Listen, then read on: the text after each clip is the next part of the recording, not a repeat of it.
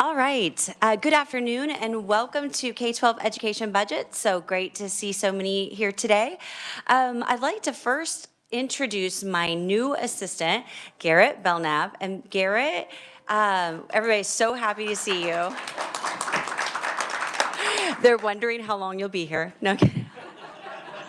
Would you like to pull that microphone, turn it on, and just tell them a little bit about yourself? So yeah, I'm from Augusta, Kansas. I'm currently a senior at Wichita State. I am up here for the semester interning at Washburn Athletics, and I'm here for the session with Miss Representative Williams. And they know how desperately I needed someone. So thank you very much. He will be here in the afternoons, 1 to 6 or 5 or whatever that time may be.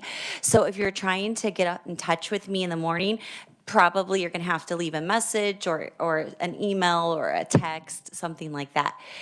The rules, remember the change of conferee rules, it is still 48 or actually 2 business days. So keep that in mind. And when I know that there's a bill coming up, when something gets referred to committee and I know when we're going to schedule it, I will let you know. But a lot of times I have to wait for that reference number before I can announce it. And remember, the part of the reason we have to be so strict is, first of all, we don't want to scare Garrett away, but second of all, because we're a 3:30 committee, if it were 24 hours, can you imagine how difficult that is to get committee basically testimony at 3:30 or 3:15 or 4 o'clock or whatever time, and then boom, it has to be uploaded and ready for you right away. That's just not possible. So it is the 2 business days. All right, committee, so we have a full agenda. I'm really looking forward to our topic today. Before we head to our topic, I want to see if there are any requests for bill introduction. No requests for bill introduction. All right. So that committee now moves us to our next item. Your agenda said possible action on previously heard bills. So we are going to go ahead and take action on House Concurrent Resolution number 5004. Committee, if you have that bill with you, or you can take a minute to pull it back up, it is the request to the federal government, to the U.S. Congress, to fully fund education, special education funding. So take a look at that.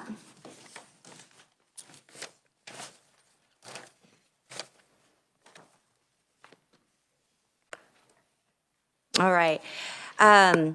So let's go ahead and do a quick overview if you want to just say a few words about it from our reviser. Thank you, Madam Chair. Yes, committee, this is a House concurrent resolution urging the United States Congress to fully fund the federal government's original funding promise under the Individuals with Disabilities Education Act, otherwise known as IDEA. Just a little bit about how a concurrent resolution works. As you're seeing in the committee has this and can take action on it just like any bill, can amend it just like any bill, and then it would go to the House floor to be voted upon. And then it would travel to the Senate, and then they could do the same thing. So a concurrent resolution works very similar to a bill. Generally, it just kind of lays out the basis for the federal government's passage of IDEA, mandating that states provide special education services to disabled children, and it notes that the federal government originally committed to pay 40% of the per student expenditures for the provision of those special education services. It notes that the federal government has not been providing that amount. And then finally, it urges the United States Congress and the federal government to provide that original funding committed amount. All right, thank you, Nick. Committee, are there any amendments or discussion on House Concurrent Resolution 5004? All right. If there are no amendments or discussion on House... oh, sure. Representative Owsley. All right.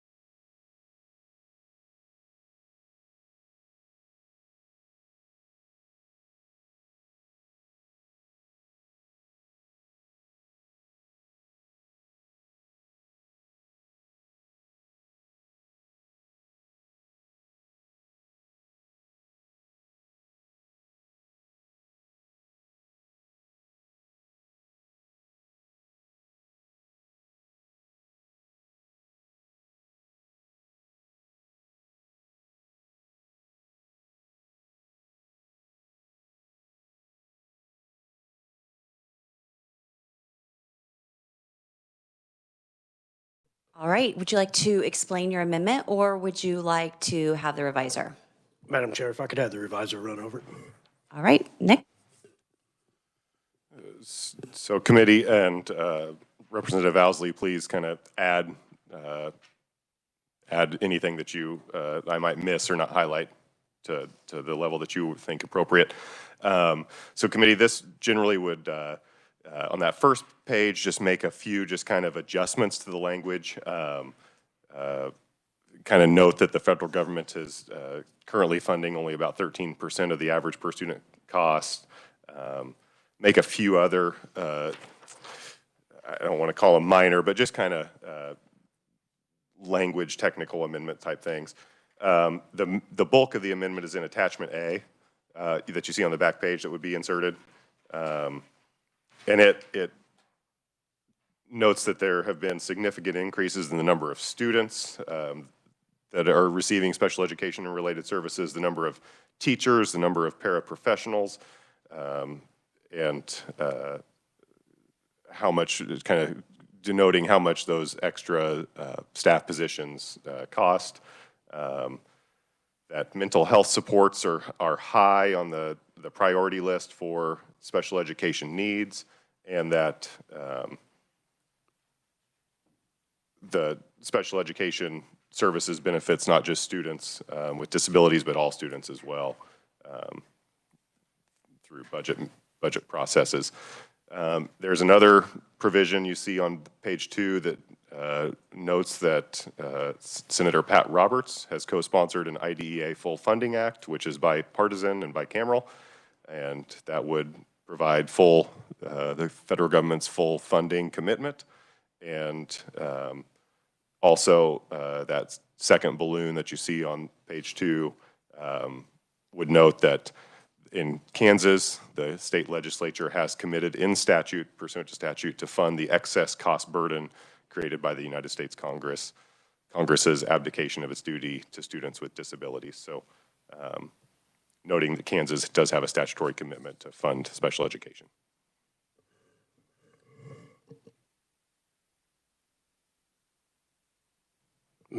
All right, so would you like to go ahead and make a motion when we'll get a second, and then we'll go to further discussion? Sure. I make a motion to amend. All right, do we have a second?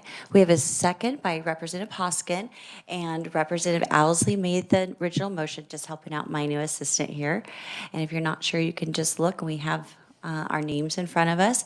And before we go into discussion, I want to give you the floor. Representative Owsley, did you want to make any comment on this before we discuss? Sure. It's just an attempt to take a good idea and make it better, to be as factual as we can and as inclusive as we can. And while we are urging our federal partners to do so, we also acknowledge that we have a responsibility in this. I think it's a point where we can all agree, and I just want to make sure that we're not putting blame upon anybody so much as just we have responsibility, you have responsibility. Let's get together and let's get this done. All right, committee, discussion, open for discussion. Representative Landwehr, and then Representative Estes. So where does this attachment A play into all of this?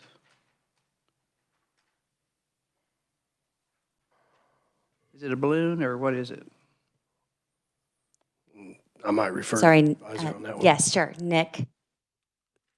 So it's on page 1. You can see the balloon that is calling for that insertion of attachment A. Oh, insert. Okay, yep. That's what I did not see. That's where that language would go. Okay, so, and we can just take it a piece at a time, I guess, Madam Chair, on this, is if we look at the,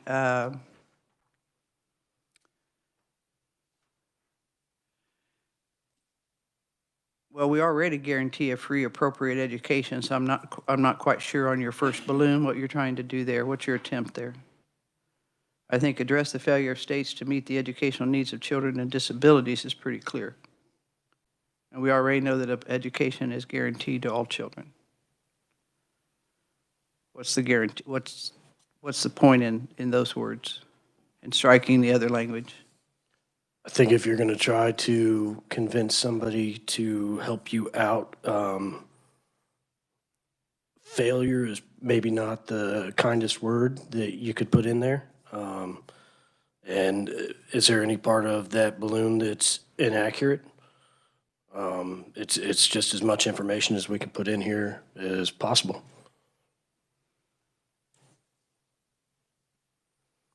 Well, I'm not saying it's inaccurate, but I think failure is what we've been hearing in the press from the education folks. The failure for us to do that. So I think it's a pretty strong word to use because it is a failure on the federal government to do that. So that's just something, Madam Chair, I would give consideration to. Down to your second one, adding up to 40%, what does that do versus just pay 40%? It reflects the way the federal law is written. Does it say up to in the federal law? Is that what we're saying? Yes. Is that correct, Nick? You'll find it. Okay. So I assume that's the same thing on the promise to fund up to? Yes, ma'am.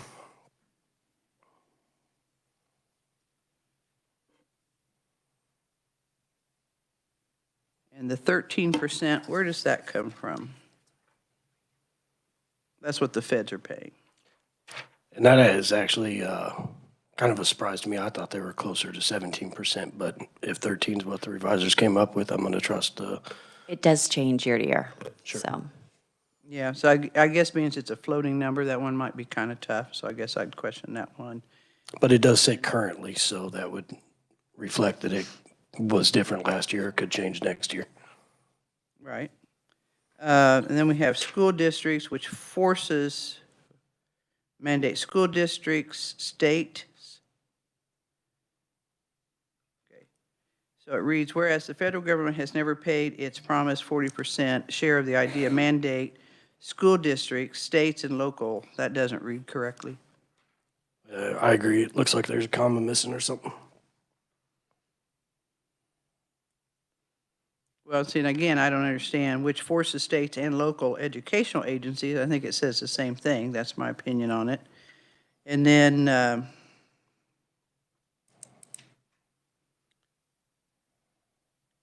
educational agencies out of there.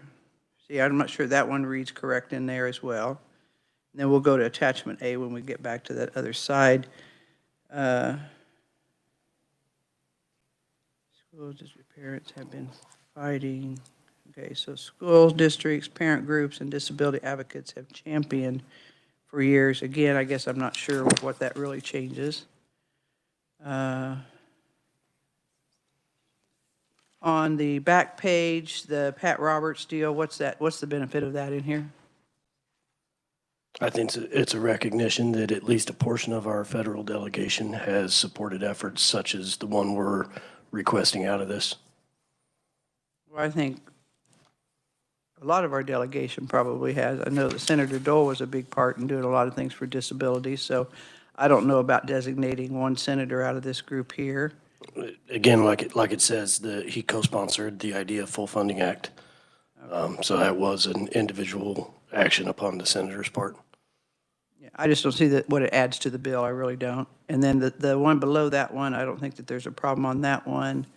And why are we removing the tax increases language on line 6, page 2?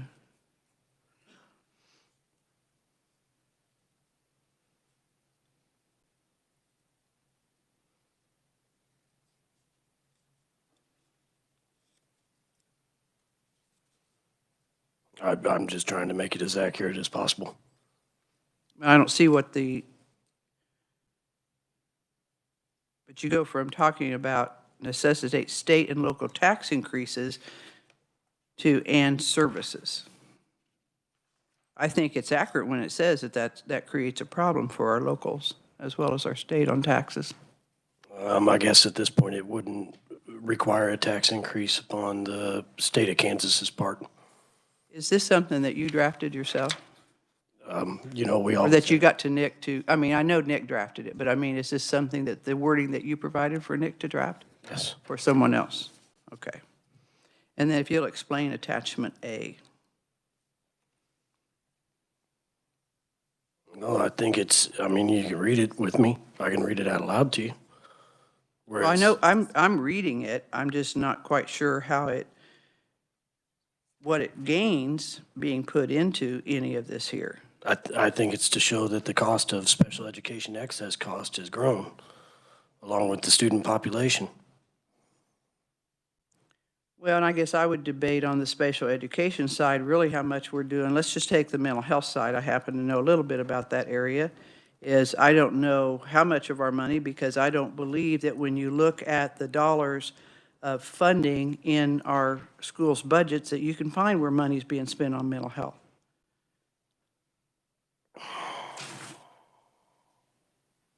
There's a lot of these areas in here that cannot be found to be spent on these issues when you take and you look at those budgets. Because if you look at mental health, and I just had someone in my office actually just a little bit ago that was talking to me about a new mental health program that they wanted to look at, and they said, have you looked at this? And I said, no. And when they showed it to me, it's like, if we look at what school districts are spending on mental health, it's pennies.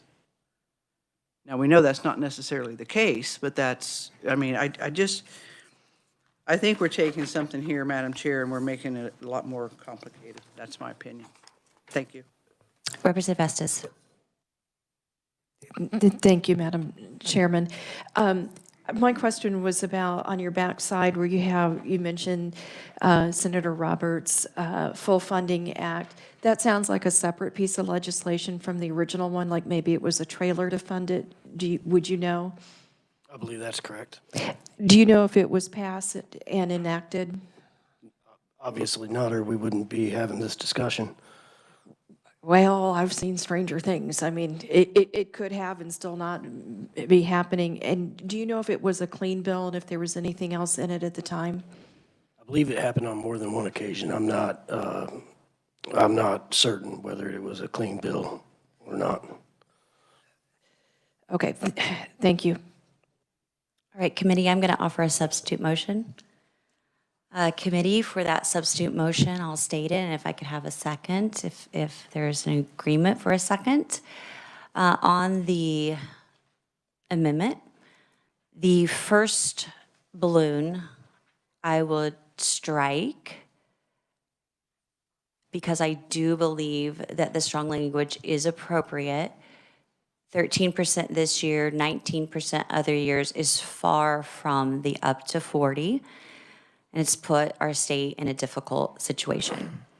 I do like your accuracy with line 20, pay up to.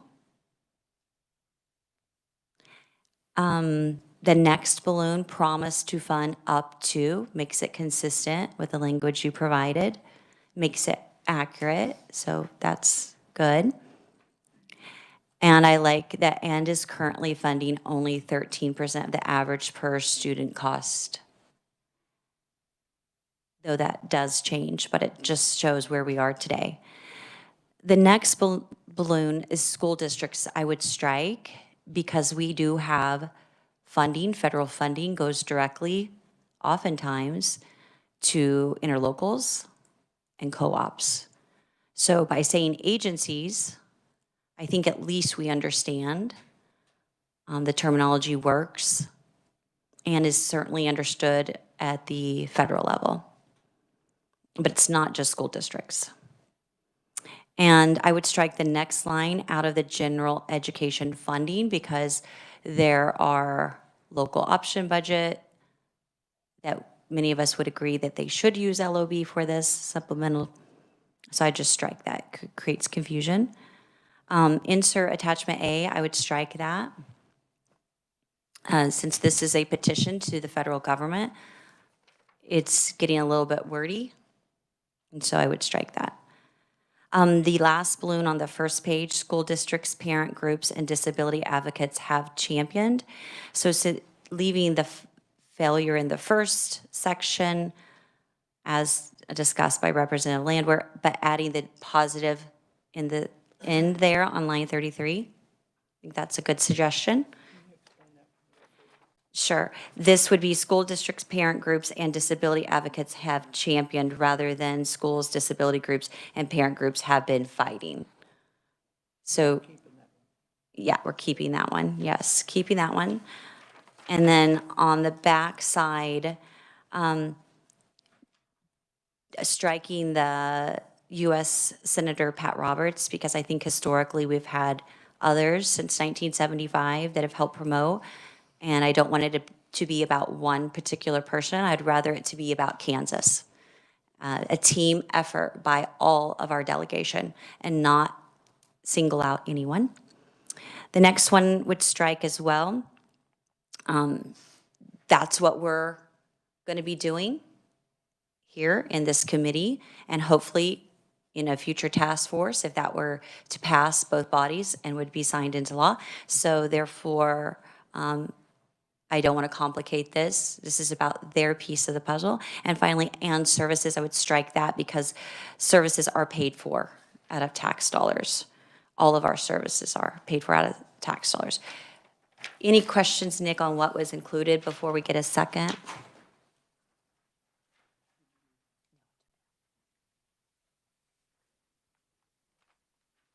Okay. All right, we have a second by Representative Brenda Landwehr. And now we'll open up for discussion. Representative Owsley. I think I could agree with you on a couple of these, but on the first page, out of their general education funding, I think is a sticking point. I think leaving Senator Pat Roberts in there makes it a Kansas issue and a Kansas priority. And I wouldn't think that any of our federal delegation today would be offended by having Senator Pat Roberts' name on there as a champion for IDEA would offend anybody. You know, honestly, the balloon underneath that, I think that that's Congress abdication of its duties. I think that's worthwhile leaving in there. And then attachment A, you know, if you wanted to leave off the mental health supports or something like that. But I think the first whereas in attachment A is really relevant to the reason for the whole HCR. So I don't know if you'd want to strike a deal somewhere or if We have a substitute motion that's on the floor, and we can't substitute a substitute. It has to either fail, and then you can have a new motion if you like, or it passes. Representative Estes. I adore Senator Roberts and his wife Frankie, but I am more comfortable leaving that one out simply because we don't know, us citing it is sort of like an endorsement of it, and the greater idea is a very good one. But the reason I asked is if it's a clean bill is because I don't know what else could have gotten thrown in that bill, and I'm hesitant to attach my name to a legislation I haven't run. But I appreciate the point that the bringer of the amendment was trying to make. Any other discussion? Representative Poskin. Thank you, Madam Chair. I would just advocate for not removing the whereas in attachment A. So I guess what I'm saying is that I'm against the substitute motion because it excludes that. We really need to highlight the increase in services and why this isn't so important to our school districts. Thank you. Representative Thomas. Thank you, Madam Chair. There was a lot of time put into this. There was a lot of time drafting. Both of us took to our committees and we decided to pass it out to our members. They agreed to sign on to it. And so I think this process ran its course. We got bipartisan sponsorships. I would argue that the bill in its original form is just fine the way it is. Reading over the original maker of the amendment's motion, I think what you're doing is noble, and a lot of that I don't disagree with. I do believe in compromise, and although I do like the original resolution as written, and I think the fact that we were able to get bipartisan support and everyone had plenty of time to read it and agree to sign on to it, I personally think the idea of amending already compromised and already signed on to language might be a mistake. However, that being said, I appreciate the amendment, and I think the motion is a reasonable one, the substantive motion, and I will support my chair. Any other comments or discussion? I would note, Representative Poskin, that your reference to the changes in Kansas, that would be no different across the nation. So, Representative Owsley. Thank you, Madam Chair. And to the current speaker's point, I did sign on to this after I found out that we could have adjustments made and offer amendments to this as a House bill. And again, I think the underlying resolution was good, and I think we could make it better. So, thank you. All right. With that, I am going to close on my substitute motion and ask for your support so we can send a House concurrent resolution urging our U.S. Congress to act in the favor of students in Kansas. So with that, I close and ask that it be passed out favorably. Committee, all those in favor? Oh, yes. That was a substitute motion. So I'm just passing out this, yeah, I'm just closing my substitute. Thank you for that catch. All those in favor of the amendment, say aye. Aye. And those opposed? The motion appears to pass. We're back on the bill. HCR 5004, are there any other amendments? Representative Landwehr. I don't have an amendment at this time, but I would make the motion to pass out HCR 5004 favorably as amended. Do we have a second? Representative Thomas. All right, any discussion? All right, committee, all those in favor for passing out favorably HCR 5004 for passage, say aye. Aye. Any opposed? All right, motion carries. All right, thank you, committee.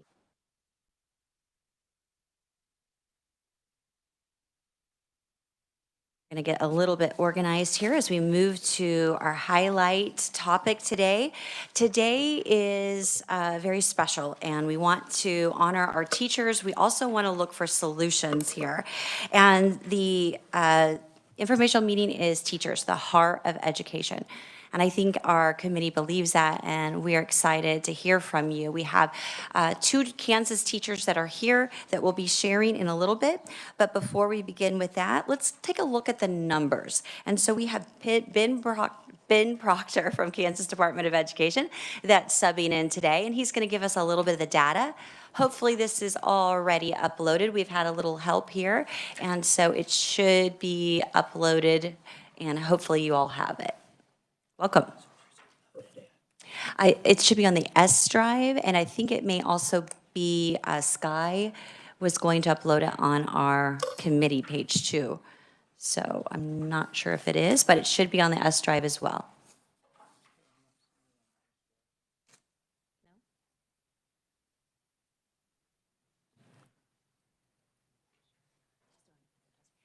Under the S drive, look under testimony.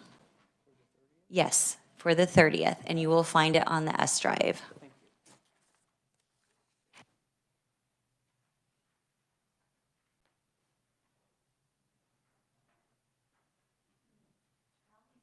While these documents are being passed out, I would also say that we have written testimony from KBOR, Blake Flanders, and so that should also be uploaded, but that data, while we're getting ready here from Ben, shows that the grand total of from the Board of Regents for certification is up 5.3%, it looks like, since 2015. And let's see, teacher education licensure report, and that is certification licensure, which led to. And then from our universities, our graduates are up 19.4% since 2015, if my bad eyes can read this correctly. And it does break it down by university: Emporia, Fort Hays, Kansas State, Pittsburgh, University of Kansas, and so forth. So that's really good news that we have people that are still going to school, and that number is increasing. So that's good news for us. And I'm stalling here for Ben.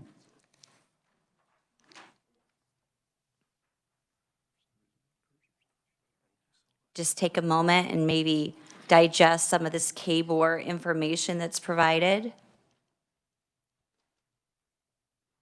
And by the way, that 5-year change is 5.3 for the licensure report, but it is down from last year. Something may have triggered it last year, whereas the teacher certification coming through college is up 19.4 for 5 years, but last year it was an increase of 7.1. All right, Ben, it's all yours. Okay, thank you, Madam Chair. And Thank you to the committee for giving me a little bit of time before our teachers present, because I know that you'll want to hear from them. I do want to introduce just very quickly Shane Carter. Shane is our Director of Teacher Licensure at KSDE and is an expert on all matters teacher licensure. And I'm sure if there's some questions that you have as we go, and I can't answer them, Shane will be able to answer those. So please feel free to ask, and I may defer to him if some of the technical questions about teacher licensure come up. I am a poor substitute for Commissioner Watson as well. He was supposed to be here but wasn't able to, so this morning we talked and he asked if I could come. So I do appreciate the opportunity. I wanted to start just with some current numbers. And you can see on the slide the total number of licensed educators that we have in the state of Kansas, and then the estimated number of licensed educators that we need across the state to fill classrooms as we currently know them, and the shortage that we estimate. And Shane can explain this very well, but a lot of our numbers are estimates. And we ask school districts to send us estimates on the number of teachers that they need, the number of teachers that they have, and that changes from year to year based on what those needs are and enrollment changes, all those types of things. So as we go through the numbers, there are a lot of estimates, but we have the best data available. So a breakdown of the primary areas of certification. You can see what those are from initial licenses in both leadership and specialist positions, along with our teaching licenses that are initiated and then that lead to professional licenses as well. And you can also see how our substitute licenses are distributed. We have a long list of different types of licenses, but these are the primary licenses that we have in Kansas. This slide represents the total number of assignments and how it's broken down by levels and the type of teachers that we have. And you'll notice that by far the largest number is at the elementary level. And different systems classify elementary grade levels differently. You see the transition to middle level, secondary, what's in special education and career and technical education, along with specialists and administrative assignments as well, positions across the state. It's noted at the bottom that an individual may be counted in multiple categories as well, depending on what their licensure consists of. This is kind of an interesting slide based on 21-22 data, looking at the educator demographics in our state. And you'll notice that the experience level is primarily, the largest group would be in the 5 to 9 years of experience. You can see the mean years of experience, the average age, and average salary of both a starting teacher and what the overall average is as well. And we do have more data on salary breakdowns, but that gives you a little bit of an idea.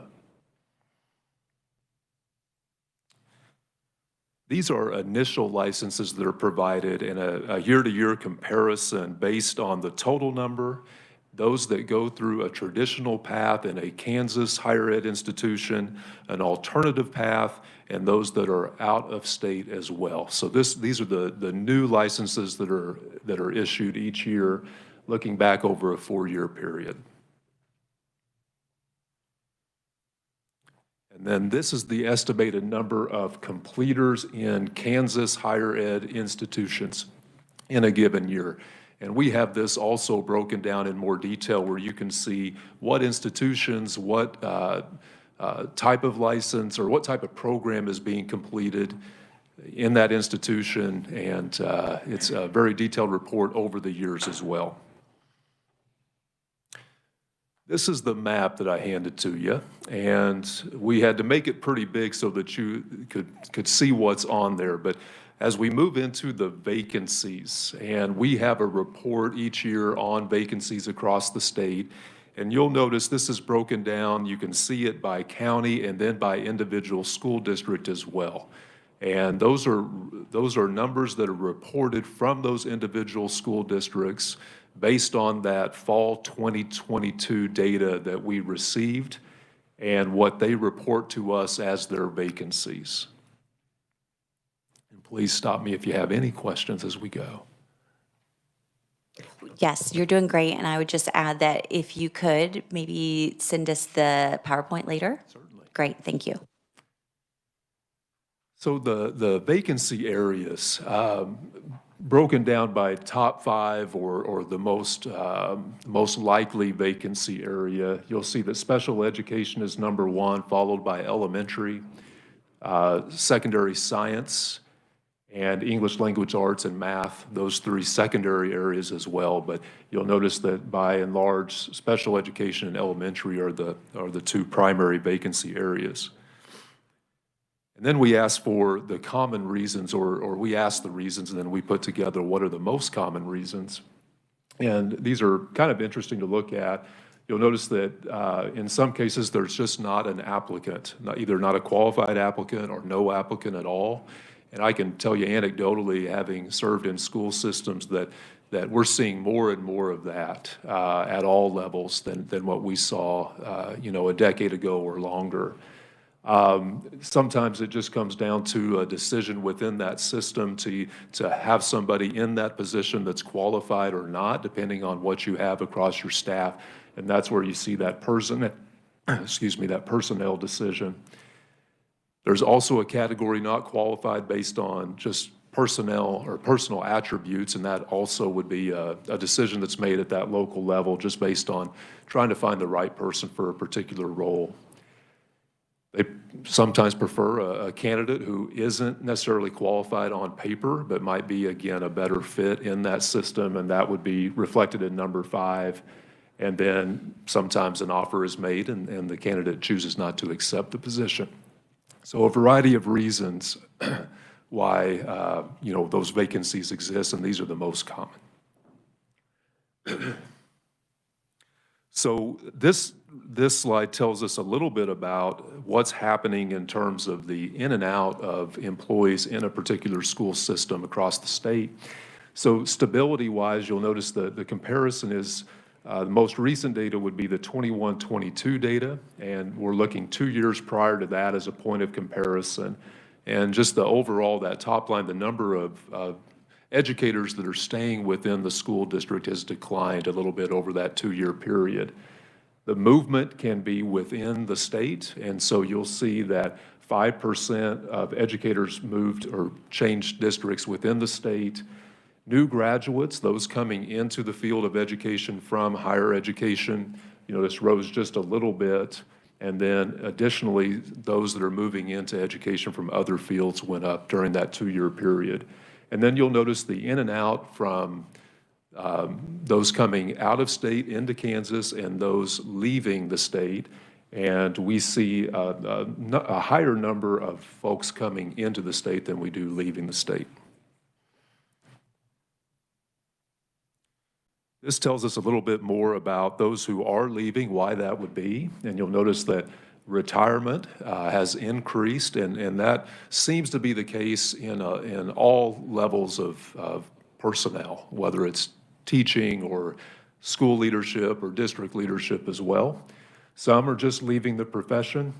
Some tell us it's because of health. We had a couple of years where COVID was an indicator that was new for us.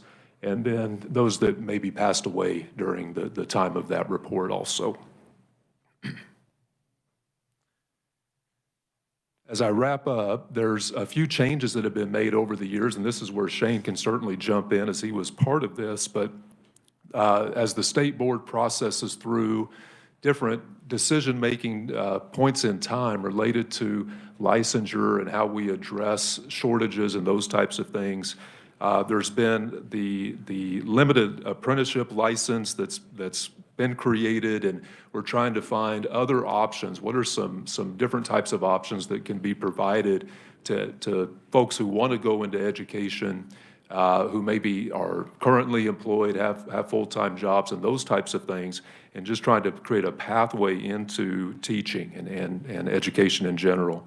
And there's several programs across the state that are more innovative in nature that are allowing those alternate paths to get people into the classroom. There's also changes to make it a little bit easier for substitutes, and many of you may be familiar with the last several years trying to create opportunities for substitutes to get qualified that otherwise wouldn't have been. And that's something that the state board evaluates pretty consistently to determine that we maintain high standards, but also address a shortage not only of teachers, but also substitute teachers. And then there's some recommendations moving forward, and Shane's a part of several teams that work on how can we continue to evaluate the best ways to address shortages. And some of those are listed here, including opportunities for retired teachers. As you look at the retiree numbers and you see those numbers go up, something else that we see are relatively young people who are retiring, who are able to retire, that still would have the ability to work in schools, and just providing opportunities for that. Extending emergency substitute opportunities as well. As we know, many communities are struggling with finding good quality substitutes. So looking at different ways to address the issue, and I think it's going to take all of us, and I'm just super excited about the conversation and the work that'll be done and the what we hear from our teachers today. So just a quick overview of some of the data, and certainly we can get more information to you if any of these spark interest in getting more details. Thank you, Madam Chair. All right, thank you, Ben. All right, so committee, we will have this presentation sent to us, and then we can upload that to the testimony file on the S drive. There are some documents that are from the Department of Education that are on the S file. I certainly probably have a few questions on those, but committee, what questions do you have for Ben? Representative Poskett. Thank you, Madam Chair. What just really popped out to me, and I did some quick math on it, so it might not be exactly right, but the number of teachers leaving the profession was pretty stable in the first two columns of about 505 and jumped up to 732. And I think that's a 44% increase in teachers leaving the profession. That's a huge data point. Can you address that a little bit? So yes, and I think as we talk about this issue further, there's been several statewide efforts to ask teachers their perspective on that issue. One was done by Dr. Brett Church at Emporia, and I can speak to that more as a superintendent that had my staff participate. And it was a survey that was offered to every school system, and we also have a project that we oversee at KSDE called the Kansas Teacher Retention Project, and they've done some studies as well. But what struck me as we looked at data that our teachers shared, and Dr. Church's survey in particular, I think it was about 20,000 teachers responded, and by far the number one concern that was cited at the state level and within my district was just the negative perception that teachers perceive of society's view of the profession. That stood out as a significant negative point just based on that survey. So I would say that is probably playing a role. I think there's a lot of other factors as well, but that's something that we would actually see data on. Follow-up, please. Yes, you may. Thank you. I'm pretty familiar with Dr. Church's work, and I understand that he actually surveyed more than half of the teachers in the state, and so that would be data that is recent, relevant, and probably something that should be brought to the committee's attention. Sure. We can do that.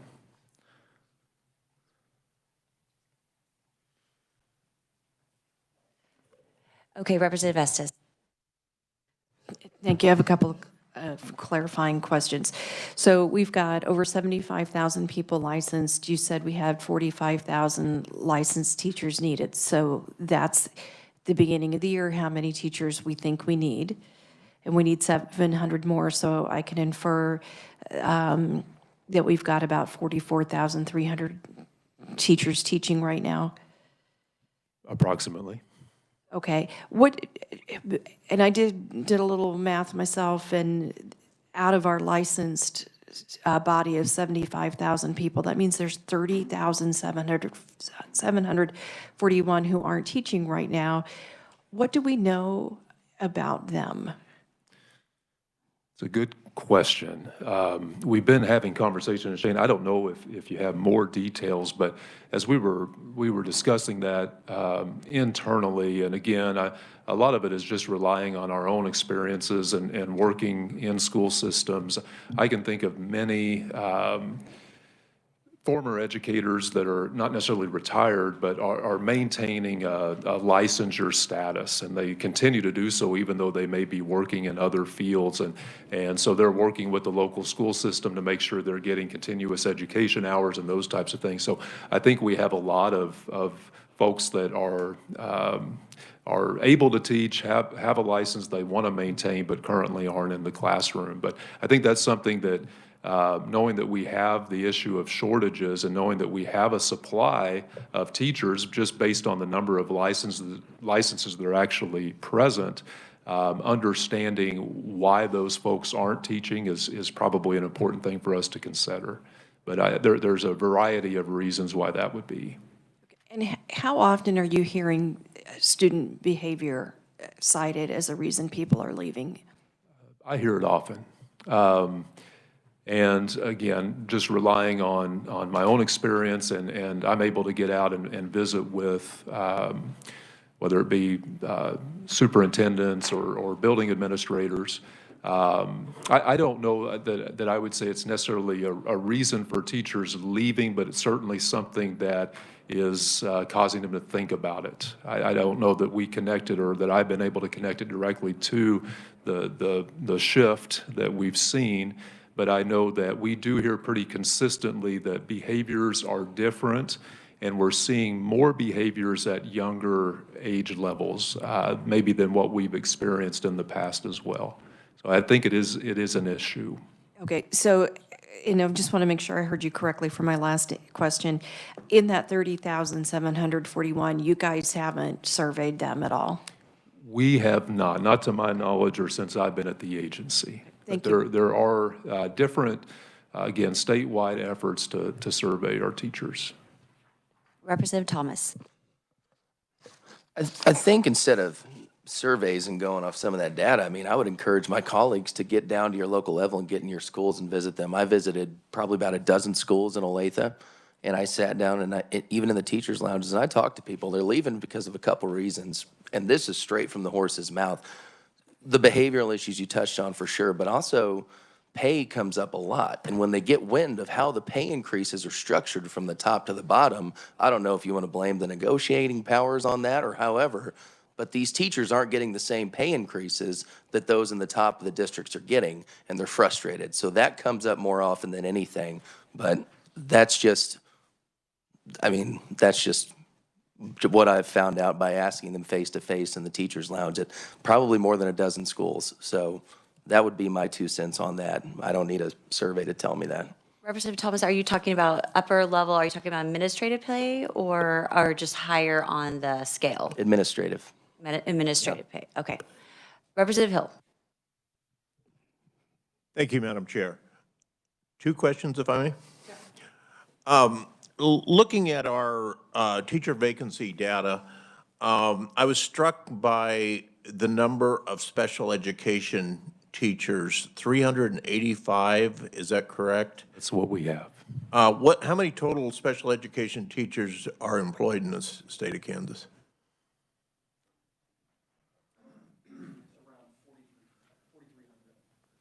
So we have approximately 10% or 8% probably vacancy. I assume IEPs are not written if a teacher is available. That's correct. So how do we, I mean, I'm just a layperson here, how do we handle that? Well, I guess my opinion, as best I can share it, is you just do the best you can, knowing that you have those limitations. But I think that plays a role in, I was able to come and share with the committee a couple weeks ago, just in terms of some of the academic performance data that we see.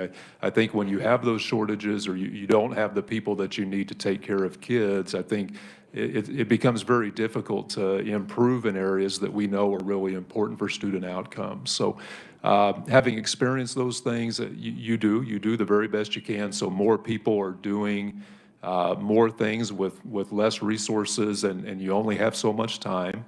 You only have so many resources, and I think that's why, you can attribute some of the decline in performance to that.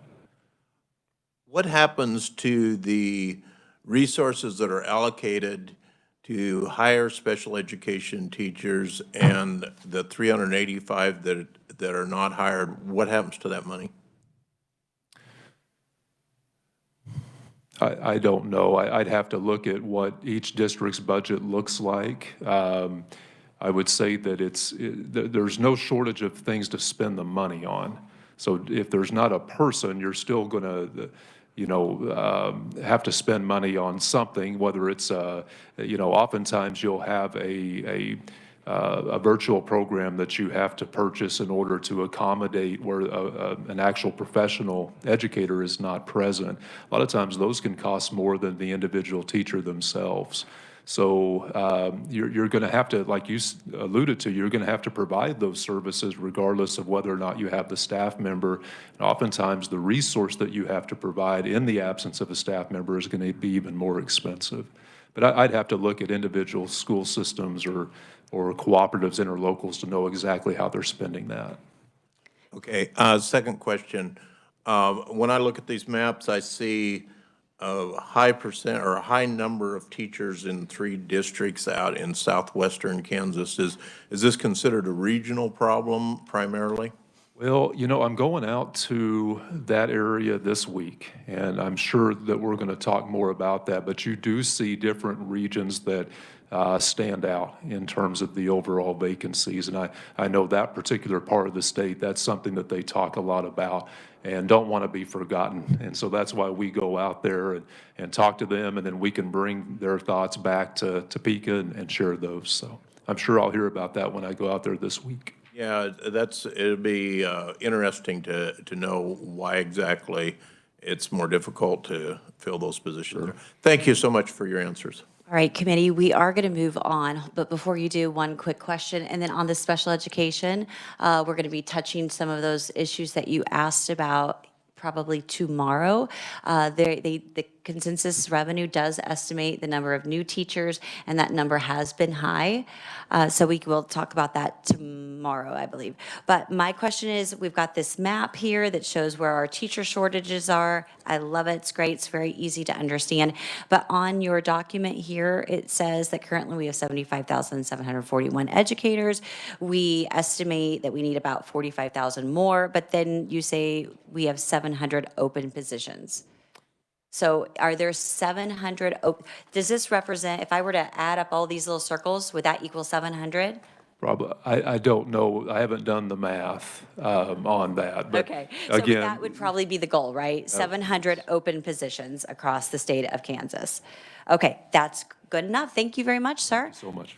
All right, committee, you have lots of information. And again, I would draw your attention to the K-Board report. It's very, very helpful when you look at the number of graduates and the number of licensures. It's really laid out in a concise, easy to read way. Committee, I want to bring your attention to some working documents before we have our 2 teachers come up, because they are up next. But the working documents are, one, you will find a solutions page. Can you all locate your solutions page? It looks like this. It's a handy dandy little worksheet for you. And what I'd like for you to do is use this today when you're listening to testimony from our 2 teachers, or when I provide testimony as well from the survey responses that I received and from an open records request. So basically what we're going to do here is, if you hear a problem that's identified or a challenge, then you can write that down. If you want to write down something that's great and just make note of that, that's a good place to do it too. The scope is 1 to 5. So really it's One is low incidence, so you think that that's probably not the problem that you are hearing is not probably throughout the state. So you've got 1 to 5. 5 is a high incident rate. Response or solutions, that's only if something comes to mind for you. You're just jotting down notes. And finally, action items, because there are things that we can start thinking about from the legislative perspective compared to the state board, compared to the local. So I really don't want it to be something today where we're just listening, but we're not actually applying it. The second document you have is, do you know what your district requires of teachers? I've talked about this document before, but it is also on the S drive, so you can have the digital copy. But I think it would be an excellent exercise for every school district to ask of their teachers. And I did that last year from a teacher, and I said, write down every single thing that you can think of that you have done in the last day, week, or month that is a requirement of you. This teacher was exhausted, and she felt like it was the legislature's fault. They had to do all this stuff, this extra reporting. And so I said, fair enough, write it all down and let's find out. So that's what you have, is that teacher's requirements for one school. Now, granted, this is gonna look different for every different teacher in different buildings. So that gives you an example. That could be, if you have the digital copy, deleted and presented to teachers empty.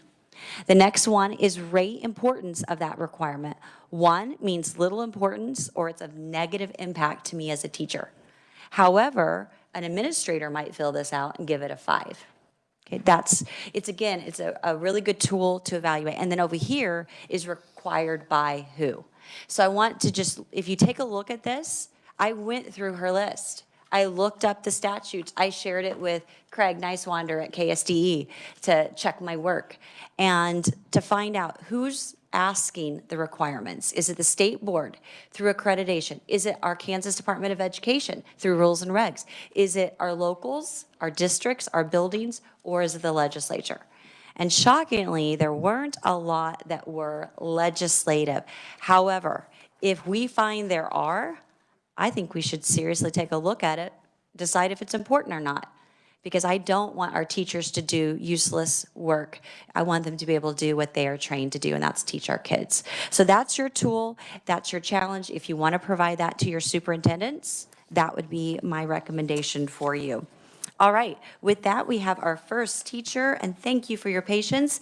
Sam Neal, come on up. She is an English teacher from Buhler High School, which was my first teaching job, was in Buhler.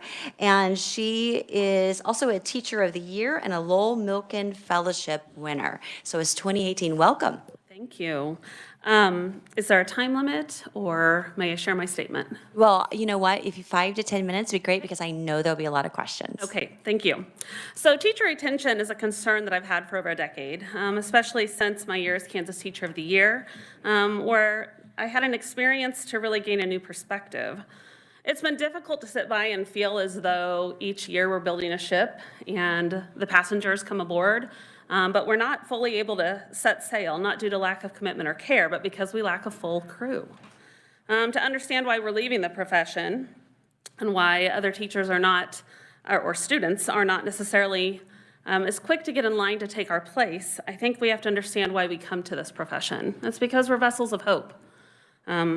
We have hope for our future, hope for our state, hope for our kids, and hope for our communities, which we are strongly embedded in. We believe that in some way our hard work and dedication will improve others' lives. And as a third-generation public educator, I believe that an educated populace is the bedrock of our democracy. I believe that a quality education can change the trajectory of someone's life.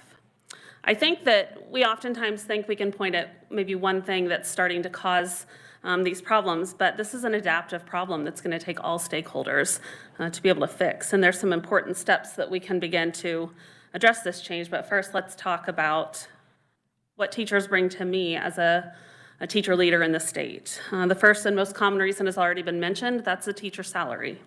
It's public knowledge that teacher salary, when we look at educated, degree-earning workers, there's a gap there. And I'm also not naive in the fact that public education is the state's largest line item budget. But right now, we've got a surplus and a chance to fund special education in districts that can increase teacher salaries. My district, Beeler USD 313, we're spending over $567,000 in excess costs right now. Imagine if we could put that towards teacher salaries or hire more teachers to lower class sizes. How many more education opportunities could we provide? Teachers recognize this, and many recognize that in order to support their families, they have to leave the profession. That's why teachers leave. In the past few years, the rhetoric surrounding teaching has changed. Last year, I had the opportunity to speak to this very committee about the Parents' Bill of Rights, and I listened to lobbyists talk about arming parents. Arming parents against schools? Teachers? Are we a threat? Those words are strong. I talked about connotation and the emotions that come with those types of words. So here are some of the words that we hear every day as educators. Groomers, indoctrinators, indoctrination camps, agenda pushers, radicals, leftists, socialists, communists, government schools. None of them are positive. They all have negative connotations.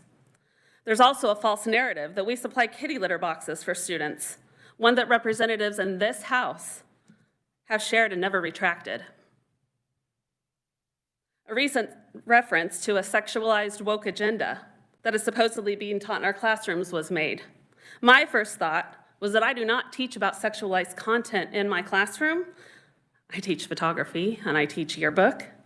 I'm teaching kids how to think for the future and how they're gonna have to promote themselves and bid for jobs in ways we haven't done before. My second thought, who do they think we are?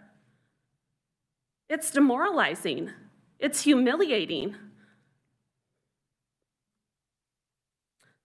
As a high school English teacher, I teach my students that our words have power.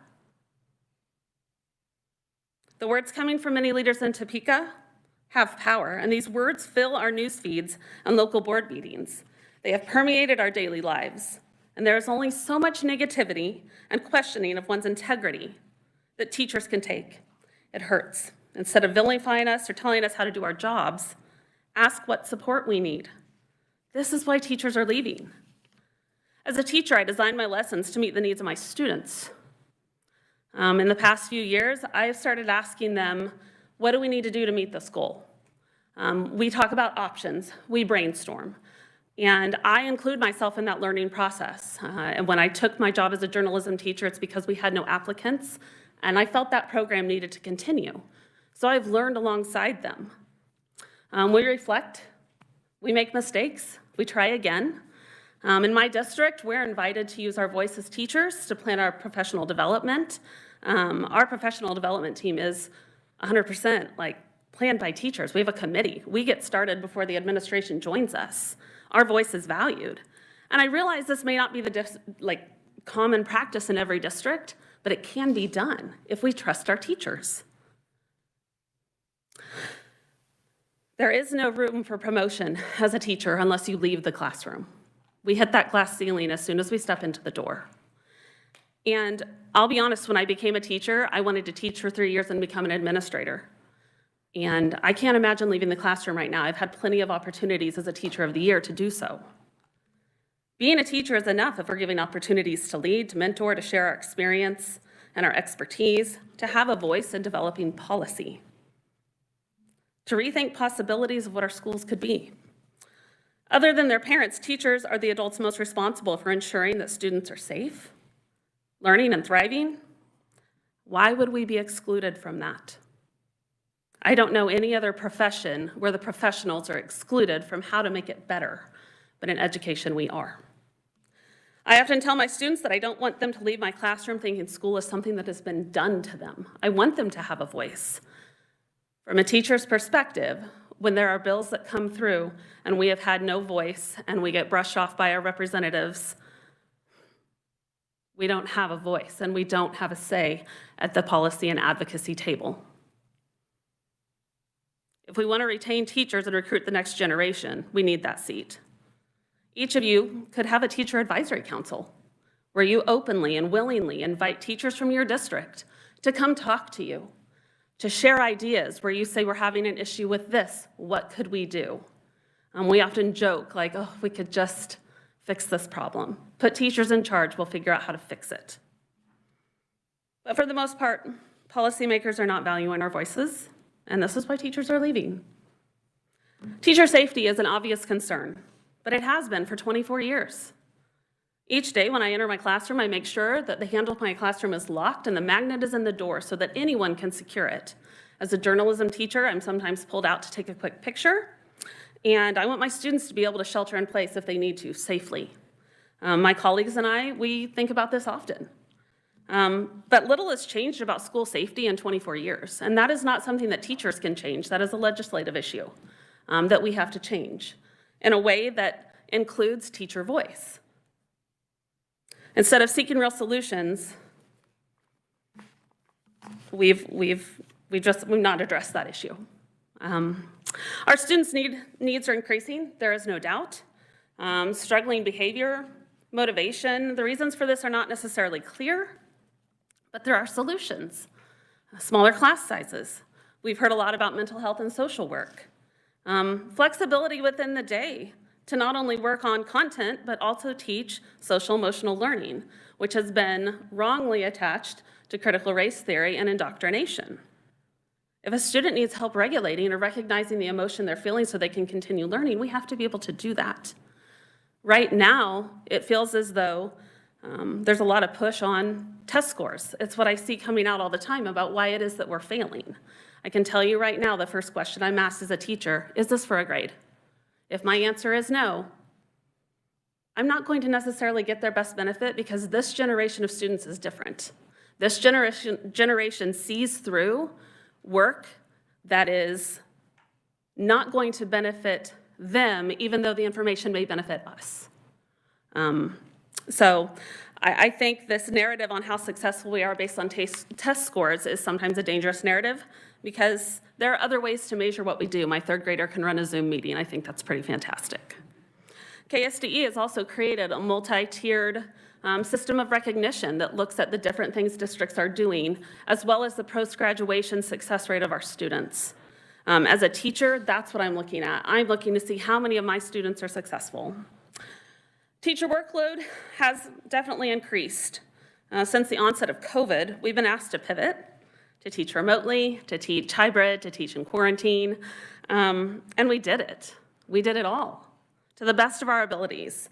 As a part of the task force that helped create and push out the guidelines to get us through this pandemic, I watched my profession go from heroes to zeros. Well, we are all using our energy as much as possible and all the resources that we have. This narrative took control. It caused teachers, even teachers like myself, to question whether or not it was effective. And I have connections to a strong Kansas teaching network, other state and national teachers of the year, and other Lowell Milken fellows. And I doubted whether I was doing enough. The things that I have done in the last few years that I didn't used to have to do is talk kids through a panic attack, how to calm down, how to breathe, how to get to your next class. I've cleaned my classroom because we're struggling to pay our custodians and our cooks a similar wage as businesses. They can go work at a coffee shop and make more. This is why teachers are leaving. It's the invisible jobs that have been mentioned that are placed upon us that help keep the school going. When I look at the incoming teaching force, I am concerned about the numbers. While they look to be improving right now, my concern is that unlike any other profession, incoming teachers, student teachers, don't have paid internships. They pay for their internship. They oftentimes have to quit their job because student teaching is a full-time job, and they take out a loan for that semester, already taking a backseat financially to people in other careers. And it may be how it's always been done, but that doesn't mean it has to continue that way. My own son is contemplating right now whether or not he wants to continue his degree in teaching. And I have a colleague whose son said, I wanted to be a teacher, but I can't do it because I don't want to be wrong before I even start.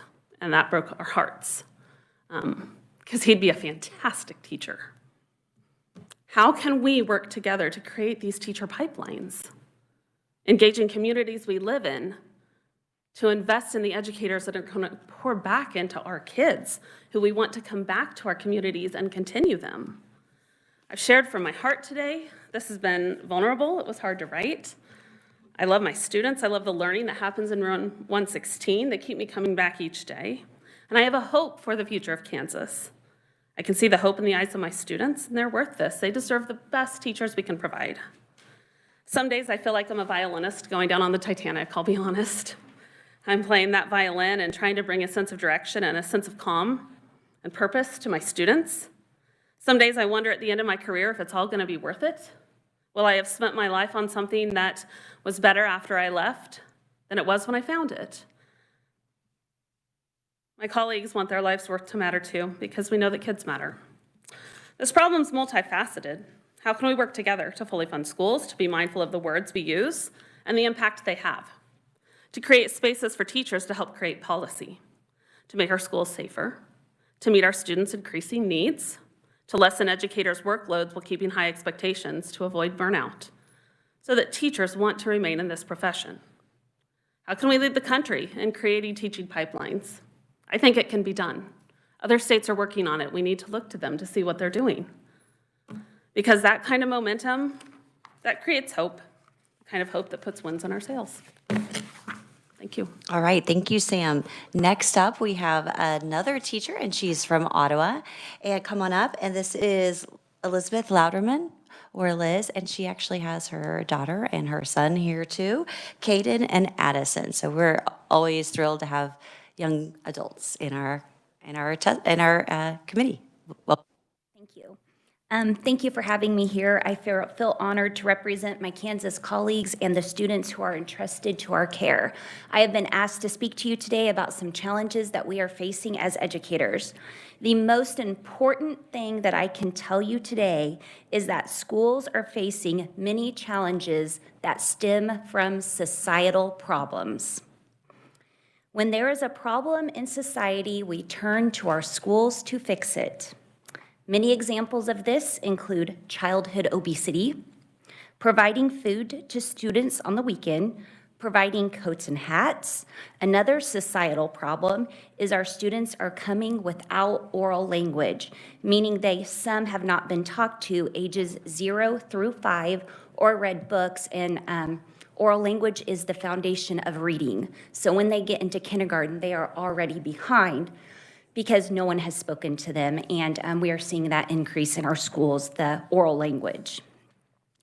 The examples of providing coats and hats, of course, are important because we do want all of our children to have what they need. We are also teaching basic social skills just to help kids function through the day, how to accept no for an answer, how to have a conversation, really skills you would think that they would come with. But we are now teaching that to also help us get through the day so that we can teach, and then to also give them skills. But we want to ask ourselves, what is our goal? Is our goal social skills, fixing societal problems, or is our goal education? Another extreme stress that educators are facing, which was touched upon by Dr. Proctor and our Kansas Teacher of the Year, or candidate for Teacher of the Year, is standardized testing. We are asking students who have only walked the planet for 8 years to take a test that is very complex in difficulty. Many students, I assure you, do not read the passages to answer the test questions because it has no meaning for them. The 3rd grade math test is written on a 5th grade reading level. Teachers know their student data. We analyze our FastBridge data several times a year to make instructional changes. An enormous amount of taxpayer money could be saved if teachers could solely focus on our classroom data and not have the enormous stress from standardized testing that benefits whom, may I ask? Whom are we benefiting from these tests? This talks about what Dr. Proctor said, this next point, that society views us in a negative light. Standardized testing is making us being viewed in a very negative light when We are providing interventions. I provide third grade math interventions to a small group, and then we rotate groups. I provide reading and phonics interventions. And then on top of that, we are asked to provide interventions on top of the interventions with unrealistic expectations, and then we see our test scores, and then teachers are viewed in a negative light. Just to kind of off cuff here, this year I did a case study on a student. I gave him several 1-minute assessments in my classroom. I really dug into my own data, and he will be getting tested for dyslexia from my work, not from standardized testing. That data does not help me, and it doesn't drive my instruction. So my data from my classroom, it drives my instruction. Another quick point that I want to bring up for a solution is to consider the benefits of a year-round school calendar. According to Robert Flint Cooter, who is a reading expert, he has cited that students in poverty, by the time they reach 5th grade from the summer breaks, have lost 2 years in reading instruction. The traditional calendar, to me, seems to be an outdated idea. I know we cite farming sometimes, but there are also crops harvested in the fall when our students are in school, and we work around that when crops are harvested in the fall. If we want change, we must be willing to step outside of what we are used to doing. We need to have zero tolerance for gross disrespect from our students. We need to rethink our traditional yearly calendar, and we need to garner more respect to the profession by putting money into the salaries of our teachers. On Friday, I asked some of my colleagues what is a challenge for them that they're facing. They said the lack of staff support in special education, meaning paraprofessionals. And just from my own classroom, I think I can speak to this a little bit. You may have 4 or 5 special education students in your classroom. You will have 1 para. One of the special education students could possibly be on a behavior IEP. Then where is your paraprofessional with the behavior IEP who may possibly run out of the room, or the parents trying to help the teacher, keep things calm, de-escalate situations, and you have your 2, 3, 4 academic IEPs who are not getting services. I would like to thank you for your concern and the work that your committee has done for public education. Thank you. Thank you, Liz. We appreciate your testimony. Committee, we have some written testimony that I want us to take a look at. If you look at your S drive, if you have your S drive, you're going to find written testimony from, let's see here. It is David Dorsey, Senior Education Policy Fellow, and he's from Kansas Policy Institute, and he is a former educator of 17 years in the Kansas school districts. You will also find public testimony that was provided at USD 259 board meeting relating to teacher shortages and problems relating to that. And so that also is found on your S drive. And then you'll also find the Kansas Teacher Survey Responses 2023. It will look like this. And what I did is all of the teacher surveys that I received, and so many of these were from KANAEE, Kansas Association of American Educators, and asked the following questions. Why is there a teacher shortage? And why are teachers leaving the profession? Share your views on teacher requirements and what is being asked of teachers. Share your views on teacher pay.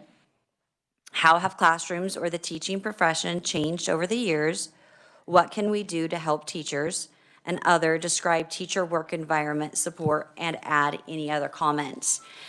To make your life easier, what I did was I captured their comments, cut and paste them under each category. So you can go and look. If it has a name of somebody in parentheses, they said it was okay to share their name, but just to be, abundantly considerate, I just put their first name. There were times when teachers wanted to remain anonymous, and if they specifically said they wanted to be anonymous, I listed that as anonymous. If there is no name at all, that means that I didn't get their response on whether I could share their name or not. From why is there a teacher shortage? Of course, I'm not going to read all of this because I'm going to read something else. The number 1 and 2 reasons that were provided from a couple pages plus responses were were behaviors, school climate, and teacher pay. Those were the 2 top issues. In fact, one of the last ones says, I feel that student behavior is getting worse every day, and I feel like consequences, punishments for students are too lenient or changed based on a student, almost like preferential treatment. The person says more, but then at the very end, they say, we are exhausted. Teachers are exhausted. Thus, the inventory that I provided you to ask your local districts to go through that inventory with your teachers, and let's find out what can come off that list that we're requiring them to do. The next question, what are your views on teacher requirements and what is being asked of teachers? So we've got a good, healthy response, an entire page of, I think, 11-point font over what they say as requirements. What are your views on teacher pay? There are a variety of responses there. I will mention one that is different than what we heard here, but most are right in step with the testimonies provided from our teachers. It said this is probably unpopular, but I think that the teacher pay is incredibly competitive for only working 188 days a year. I think that instituting a merit-based pay scale would be beneficial. It's in your testimony, but most agree that pay should be increased. As we noted from Ben Proctor, the average teacher starting pay is about $42,000 with probably an average work day, a contract day of 190 days. The average work days for private sector is around 262, according to Pew Research. The next question was, how has the professional classroom changed? And overwhelmingly, teachers feel that have been in the profession that it has changed and not to the positive. What can be done? Well, there is a small list of items that people responded to on that, but mostly it was good luck. The next one was, what can the legislature do to make your job life easier? And also there are a series of bullets here that I hope you'll take time to look at and then use that on the worksheet I provided. Work environment, support, and other comments. Lots of pages that compile that together. So be sure, if you can, take time to look at that, because those were based on questions that I think we'd all like to know the answer to. For the last item here, before we open up for questions and discussion, is I would comment on the state assessments. State assessments are written by teachers. The questions are written by teachers. The standards are put together by teachers. Everything is teachers. It's not legislative. It's 100%. And I think we've talked about it in the past in this committee. And what we were told is that teachers don't want to lower those standards. They think that those standards are appropriate and accurate. And one of the questions was, who benefits from it? There has to be a quantifiable measure. If we can figure out how to get kids excited to take it and to get perhaps a grade for it, maybe that would help them. But we have to have some standard. It's the only standard that the legislature requires. We don't require any summative or any other formative or summative exams except for that. But now I wanted to go to what inspired me for having this informational hearing, and I really want our entire group to get in on the discussion, because we have 2 teachers here to ask questions of. We have been, and many of us have worked in the profession. But it was an article that was posted in the Wichita Eagle. It said, student behavior issues a top concern for Wichita schools going into next summer. There were 115 responses provided from teachers to their union. All but 3, I believe, had no concerns. All but 3 had no concerns. And because I think it's such an important issue, and I think that it would be easy to gloss over it, it would be easy for any of us to. I think we're in a serious state, and I think it impacts all of us ultimately. And if I look at this map, I see certain areas that have a high opening rate for teachers, and I want you to listen to what these teachers are saying. It is not the same at every school district. It certainly is not. But I will tell you, it doesn't matter what school district a teacher works at, there's similar issues everywhere. And full disclosure, I have a daughter that is a teacher, and she works in a very urban school district, and it's rough. It's very difficult.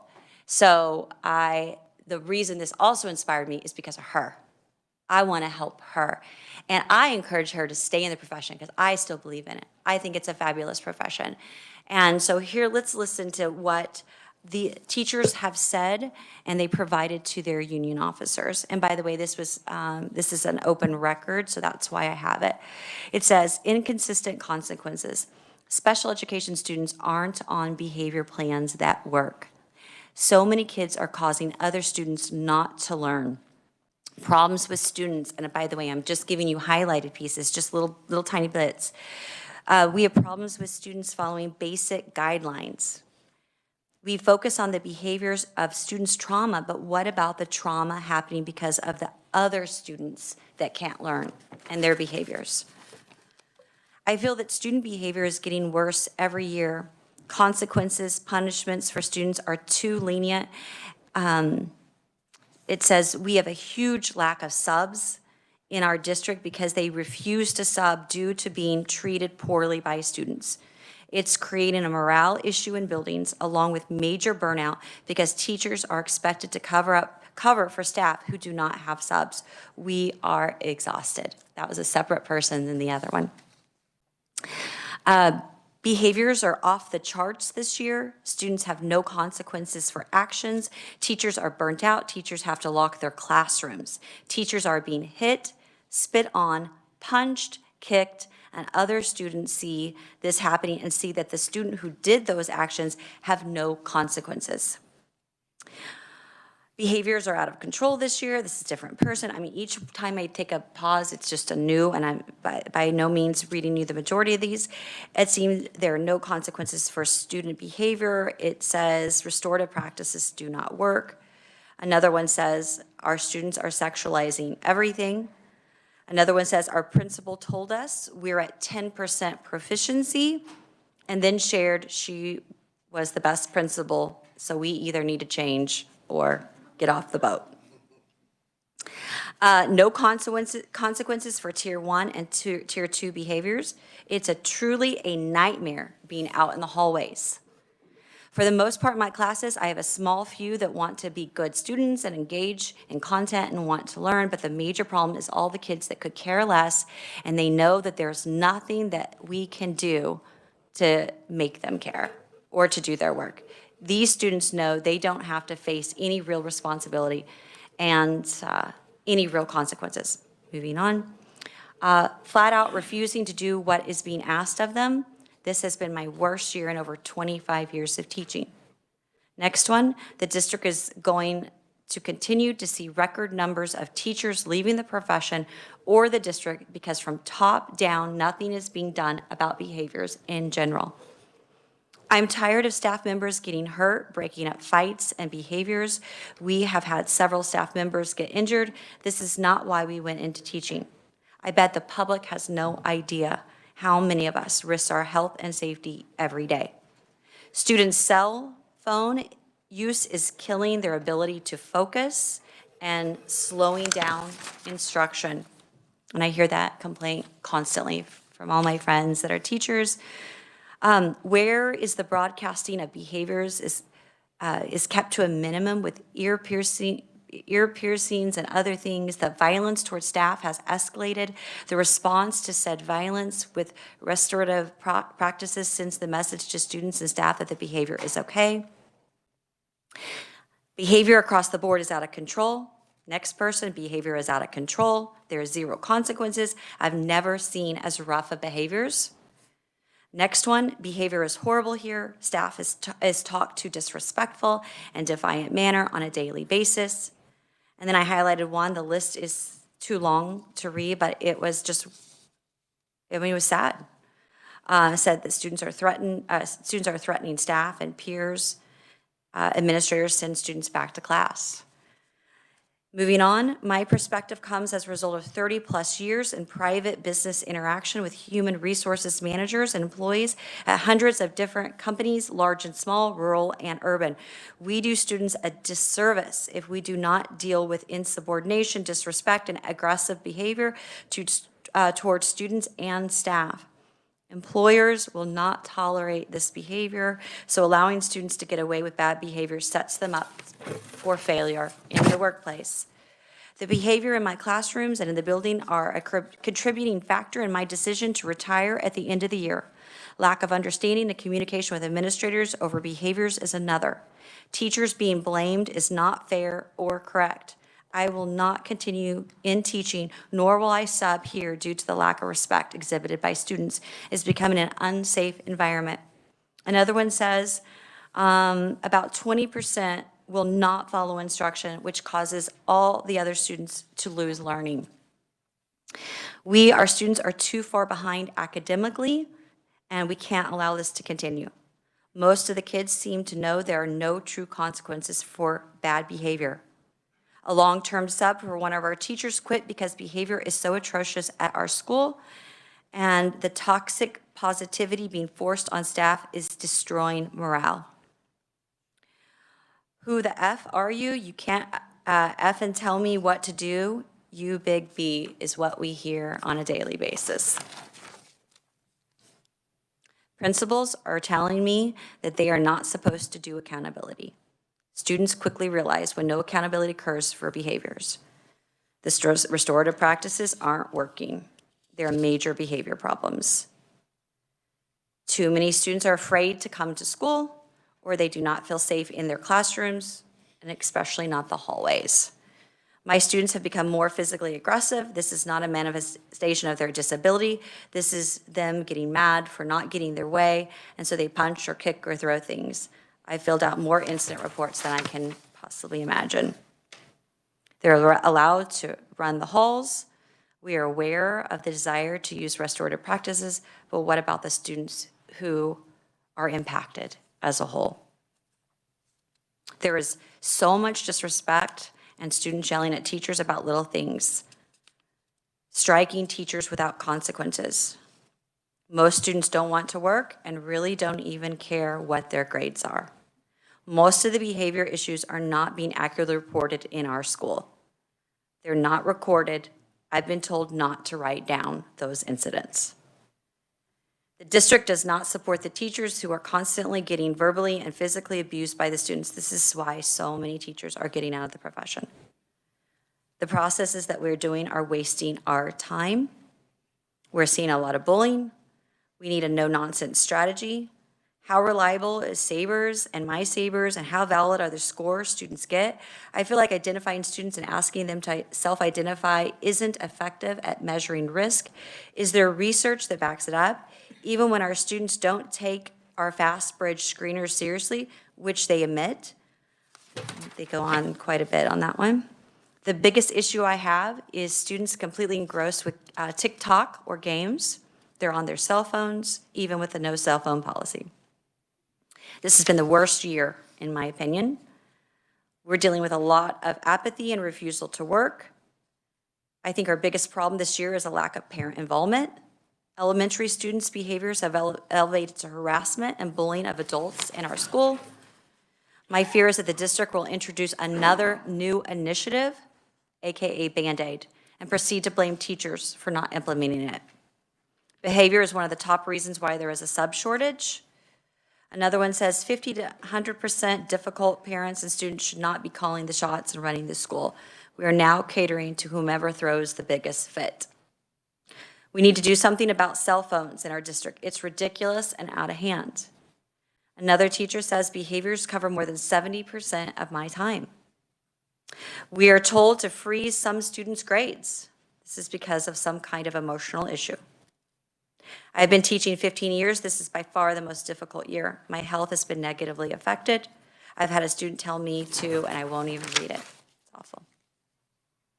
I have taught for 22 years and have never had this many behavior issues in one classroom.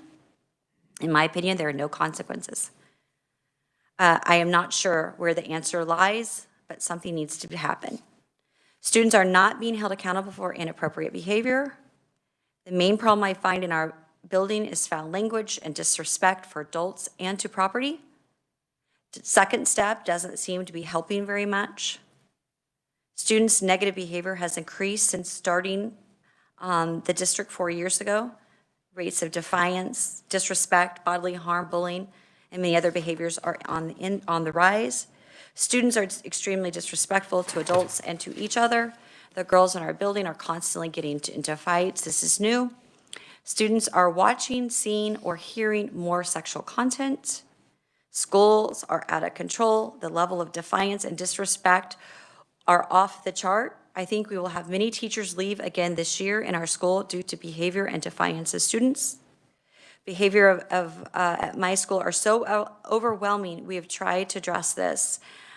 Speaking with students about the violence and disruptive behaviors we are witness, they are advising that they feel they must resort to violence to earn or keep respect with their peers and their family members.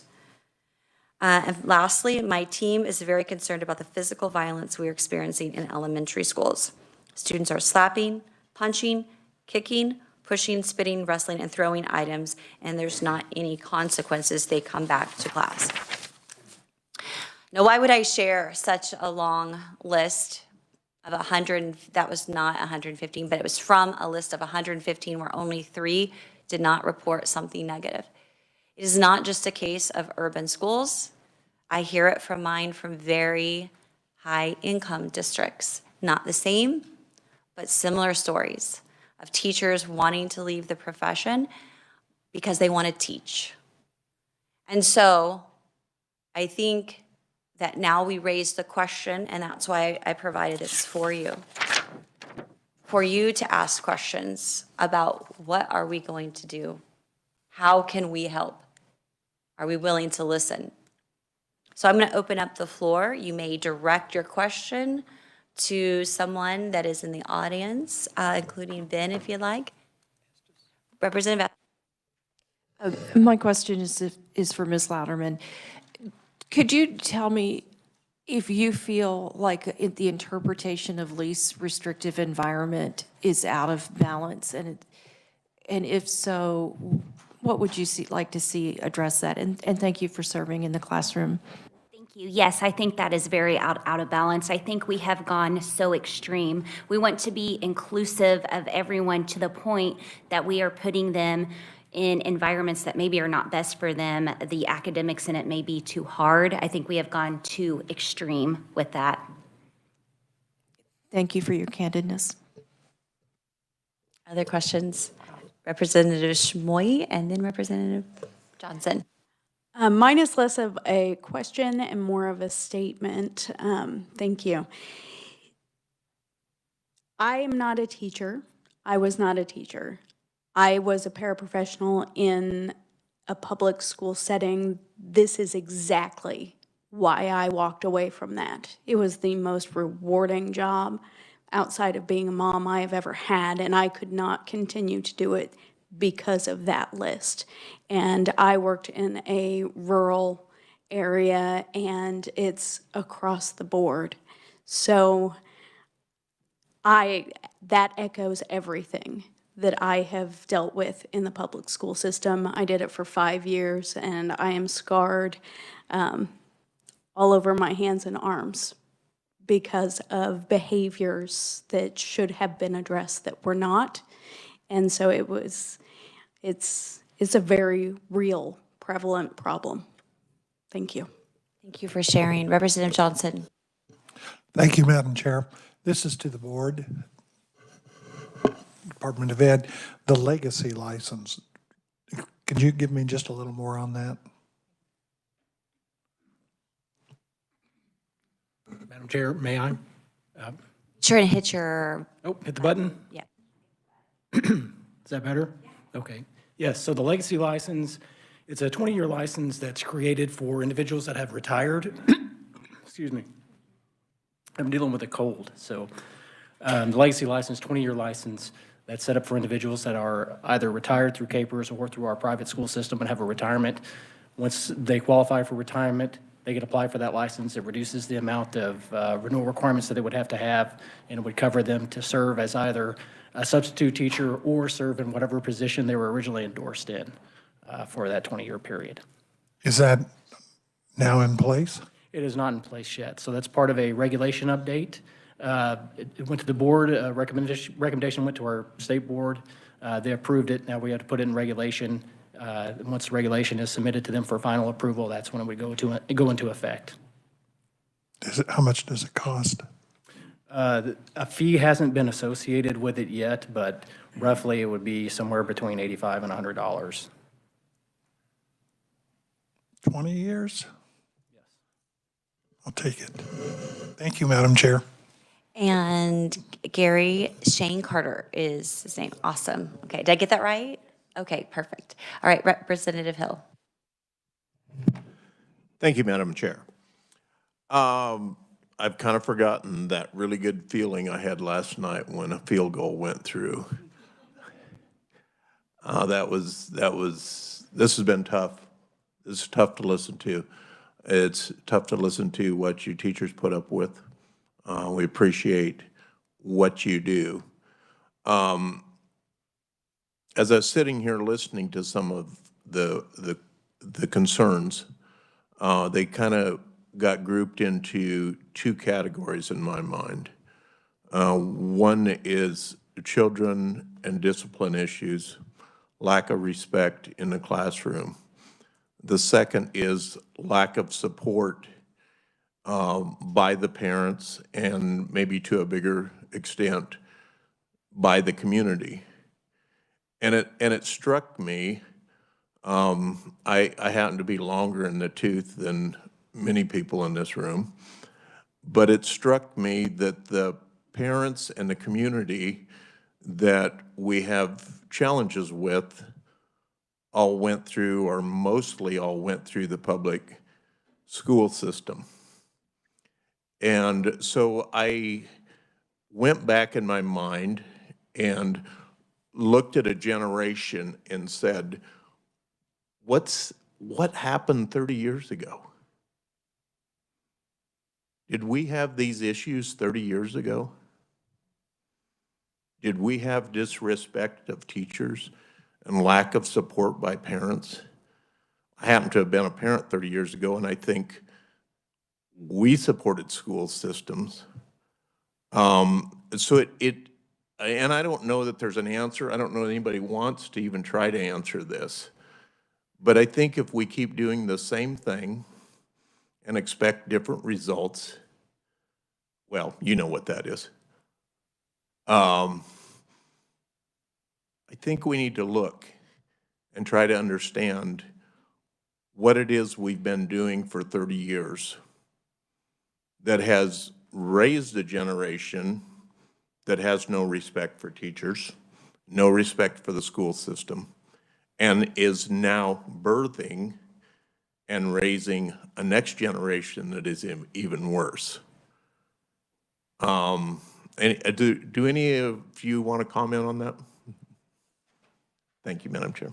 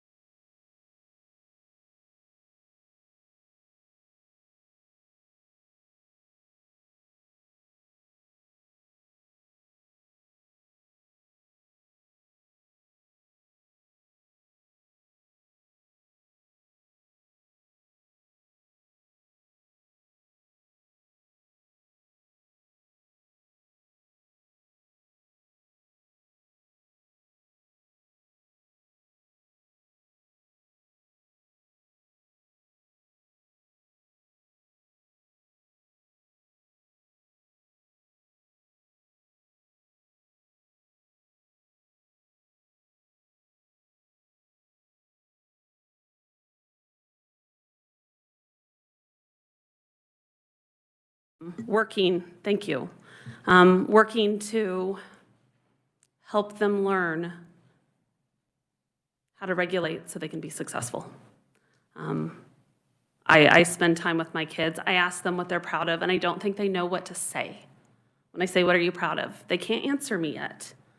That's why I teach them photography, so they can say, look at this picture, I'm so proud of it. That's why I teach them how to write sports writing, so we can get it published on our website, so that when a local news organization says, this is a fantastic article, can we run it? They have something to be proud of. What do they have to be proud of right now?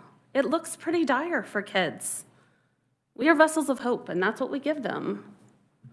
So I think that, I mean, again, we can't look at just one problem and say, well, because all these parents went through public schools, now we're failing.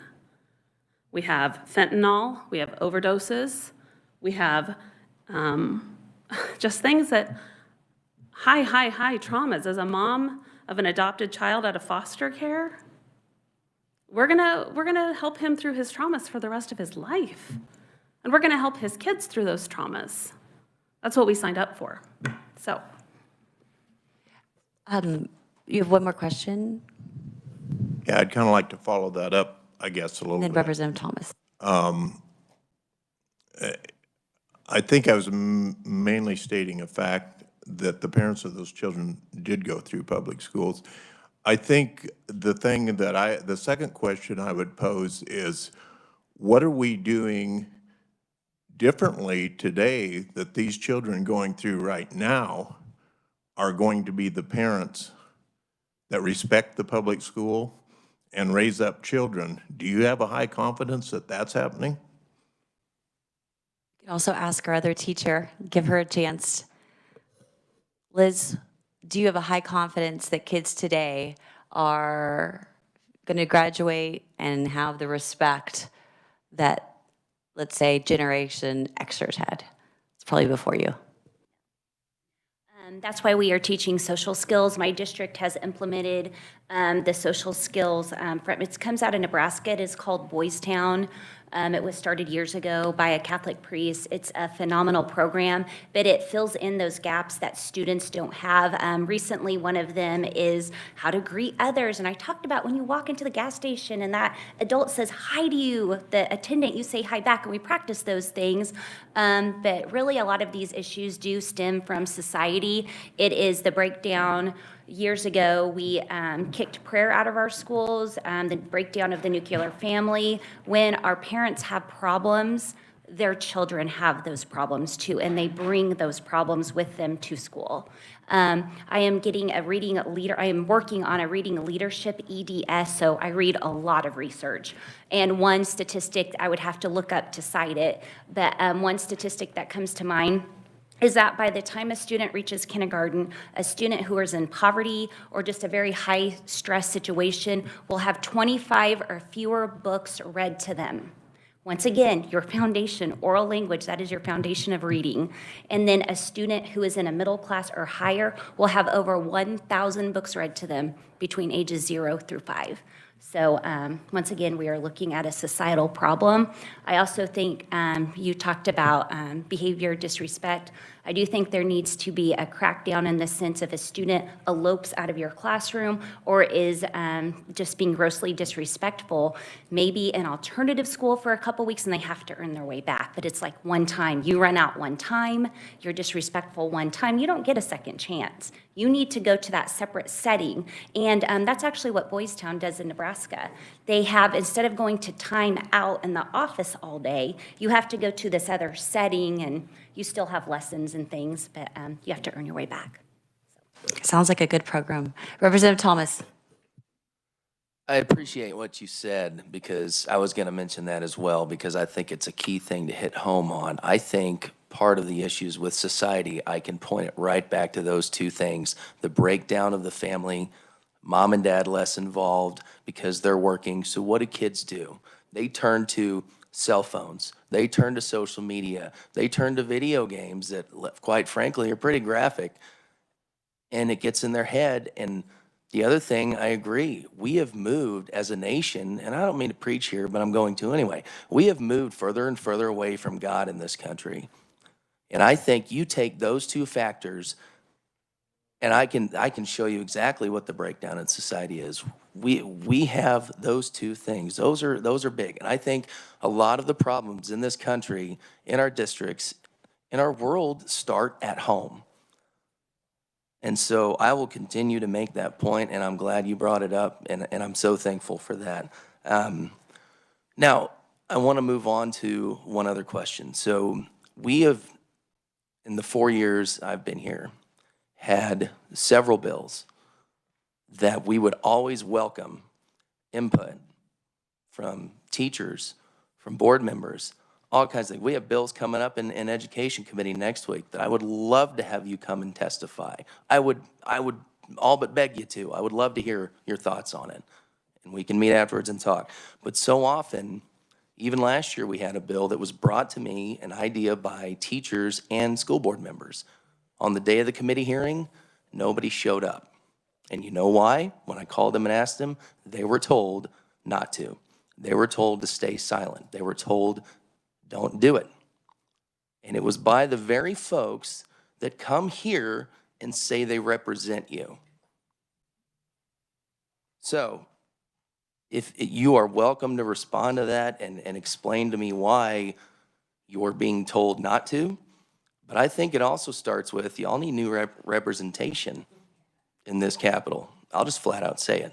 You may respond if you'd like, but you don't have to. Come to the mic, please. Okay. Is it on? All right. All right. Following what happens in the State House, if you're not aware of how it works, it's a full-time job. It is difficult, and I contact my representatives. Last year when I contacted my representative about concerns, I was told we need more accountability. After I came and testified and shared testimony about the Parents' Bill of Rights, I was told that maybe if I read the actual bill and not the summary provided to me by KNEA, I would have an idea of what's going on. I read the bill. I marked it up. I reached out to my colleagues. They're exhausted. On top of their full-time job and being parents, they are trusting their representatives to do what is needed. And that includes reaching out to them like having a teacher advisory council saying, hey, here's what's coming through. Can you give me some feedback? Not, can you figure out what part of this bill has been moved and amended to this bill, which is now under a new name, which has gone to the Senate. That is hard to follow. The second reason why we don't is because we're scared. I had a representative take a picture of my house and not tell me what he was using it for. And I caught him doing it. Teachers are already in the public eye. He took a picture of my house and he walked away. And when I asked him why, he would not stop to tell me. This is why teachers don't get political. Where did my picture go? What happened? As somebody who grew up with a high school principal and has had her house vandalized, yeah, my concern went up. So it is hard to follow politics, and it's not an especially welcoming place. Why do I do it? Because so many are scared to. What do I have to lose? What do I have to lose? I've been a Teacher of the Year. There's no other award I can win.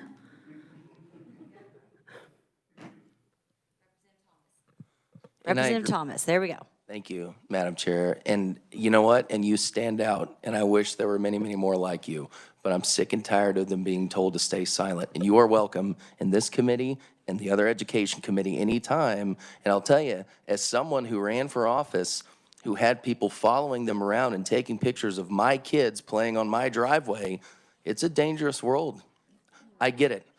And somebody's got to do it. So you know what? I can relate to that. There needs to be more folks like you, and I appreciate that. And you're welcome up here and in the other education committee anytime. And I would encourage you to find several of your colleagues to come talk. And I'd be happy to meet with you anytime. And if they'd feel more comfortable as a group in private to discuss bills, so be it. That's the way we'll get it done.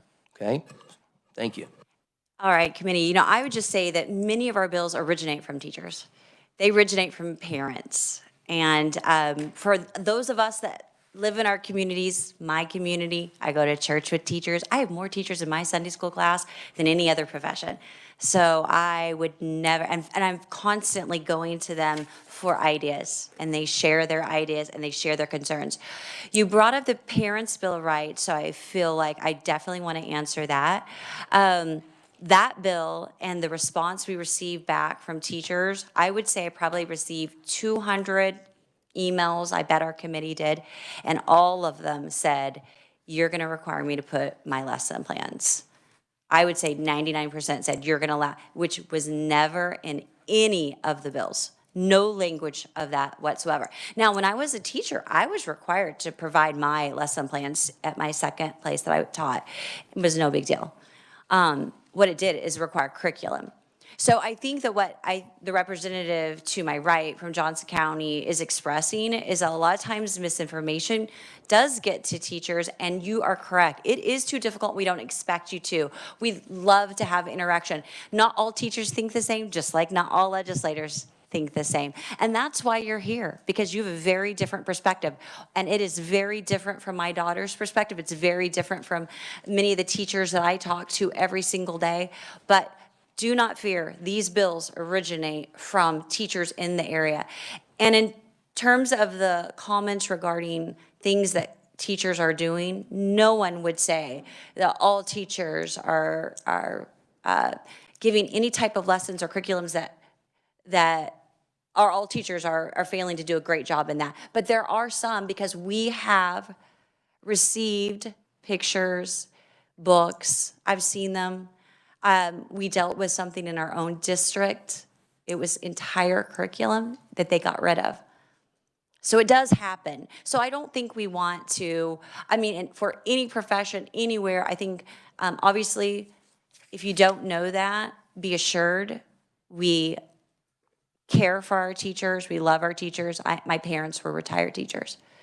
My mother's still alive. So it would be disingenuous and dishonest to say the legislators don't care. We do. We're looking for solutions, but we have to be honest. And so I'm going to pass it to Representative Landwehr. I find it ironic that the very people that come up here and say that they're the advocates for our education and our teachers are actually the ones that's doing the fear-mongering, and it's making people not want to become teachers. And I've heard that from some of our students in our universities. It's not funny. And at all, it's not funny. Because you talk about how bad we are to teachers, that we as legislators don't respect teachers, that we don't like teachers, that we could care less about teachers. Well, why would they want to be a teacher? And instead, what happens is that individuals that come up here to testify are only protecting a system. They're not protecting kids. They're not protecting teachers at all. And due process is only what they want when they want it. Because what we heard Representative Thomas say about teachers being afraid, yeah, they're afraid to testify. They're afraid to stand up because they know what the repercussions will be from their own colleagues, from their administration, the people that supposedly are supposed to look out for them. Because all those people want is more money and protect a system. It's just like the testimony that we heard last week. It was money, money, and system. People didn't talk about kids. I also watched individuals sit out there in the audience and act like the two young ladies that testified before us to tell us how proud they were of where they were headed and what they were doing because they had gotten out of the system. There wasn't a warm welcome from the education folks in the audience because they didn't fit into the mold of the system. And you can act like you're shocked and in awe and everything else. We can go back and we can watch it. We can listen to it. And yes, the word kids gets brought up. But it's if we go back to just the one piece of the discussion last week about, oh, we're so proud. We got 86% at graduation rate. But the kids can't read and write. They can't read and do math at grade level, people. How do they survive out there? And we can blame COVID, we can blame funding, we can blame everything else. But those kids, we have now lost generations, not a generation, but generations of kids. And they're right, they don't have a path for a career to become middle-class citizens. But no one cares about that, except a few of us up here that are trying to fight for those kids and not worry about a system. Period. It can't all be about the money. We've got families that are hurting. We've got, we've been trying to, as a legislature, put things into our schools to help with the mental health. And we've got some school districts and school buildings that said, no, we don't really need that. We'll handle it ourselves by hiring a whole bunch more social workers that are only here when the kids are in the classroom. The meltdown doesn't happen 8 to 5 or 8 to 3, whatever the school hours are today. It happens at 10 o'clock on Friday night, midnight on Saturday night. And instead of treating some of us like the enemy, why don't you sit down and really help us with the solutions? We're asking you for the solutions, and all you keep doing is coming back and giving us the same old stories. We've got an 86% graduation rate, but our kids can't read and do math. Yeah, that's something to really be proud of, Kansas. Thank you, Madam Chair. Representative Poskin. Thank you, Madam Chair, and I want to express my extreme gratitude for the teachers who are here today, telling us how it is and sharing their thoughts, and there is nothing more important than what you guys do in the classroom, and I want to thank you for that. We heard a lot about student behavior, things that are in the home that are impacting our school days. We also heard a lot about teaching our students to self-regulate. We heard a lot about social emotional learning and how important it is for our schools to be able to do that. And I just wanted to point out that the Kansas GOP platform actually says Kansas students should no longer be subject to social emotional learning curriculum. And I'm not really sure how it is that we're supposed to handle behavior problems in school if we can't teach them how to self-regulate. The Boys Town program sounds fabulous. I know in Blue Valley schools, the Women's Giving Circle just gave a grant to expand a social emotional learning program at one of the schools in my district, and I would like to see and hear more about what that does to change the behavior in the classroom, because that seems to be a focus of the committee. Thank you. Last year, we in this committee really hit social emotional learning pretty heavily, had a hearing, informational briefing on it. We did change the law, as you all know, and I'm very glad that we did. And so if that's something that the committee would like later to have a informational hearing on social emotional learning, I would be happy to do that. So we're going to finish with 2 more questions, and then we're going to close up. So we'll start with Representative Owsley, and then Representative Estes, you're going to be our last question for the day. Thank you, Madam Chair. And I don't even think I have a question. Poverty was mentioned a couple of times, and, the success rate or trajectory of a student. And not that it's in this committee, but Kansas has some of the most restrictive laws for any social safety net or welfare that there are in the state. And that's something that we as policymakers could look at to help address this. I believe in the Senate there was just a bill introduced to increase the minimum wage, which could also help people climb out of poverty. And then with all the discussion we heard about kids' behaviors, I thought I'd share with the committee that I recently went on a band trip with 92 high schoolers, and we were gone for approximately 10 days, I believe. And there were 8 chaperones, and we didn't have a single incident the entire time. And I will say that we got caught in a snowstorm in a bus. We got caught in terrible traffic. We were in a gas station, and the kids are trying to get their boxed lunch off the shelf, their sandwich, and the power went out in the gas station. So everybody had to put their lunch back. They'd been starving all morning. And then we got to go into something called a Buc-ee's. And I don't know if you've ever been into a Buc-ee's, but with 92 high school kids, it's not a quick in and out. And I can tell you that I was proud of those kids. And amongst those kids, one of them was mine, obviously. And one of his friends turned to him towards the end of the trip. And he said, I got to talk to my friend because he was thinking about quitting band. And the band directors, I got to relay this back to them. And so I share this with our teachers in the room, too, because I think every teacher should hear that. And the directors, they knew exactly what student that my son was talking about. And he said, well, after this, it seals the deal. I'm going to stick with band, the rest of my high school. He's like, and, those college band kids, they get to have a lot of fun. And I just thought that was a good story to share with the committee, as we've heard a lot of not so positive stories. Thank you. Well, and let's to be unclear, we just do not want to ignore the concerns that are happening right now. I think that's really, really important. Here in Kansas, we can be proud of the kids that are doing well. Many of us, I'm looking out in the audience, and in our own group, we have children. All of mine went through public schools. Valedictorians, went on 4.0 in college. That's great. That's wonderful. We're talking about real incidences that are on the rise at schools everywhere. And it's just about candor. It's not to say that there aren't wonderful kids. There certainly are. And I sure enjoy spending time with them. Absolutely. And I love my school district. I'm a passionate Oriole fan. And I'll be there tomorrow night at the next basketball game. But we can't forget the tough issues. And if we're only going to talk about the rosy things and not the tough issues, we never solve anything. And we can't have status quo. And we've heard about test scores, and that does matter. It really does, because it parallels with the career and college readiness. Exactly, like right neck and neck. So it does indicate something. So we're here for solutions. We're here to be very grateful for our kids and our teachers. We just know we need to help our teachers, because some of our teachers are struggling.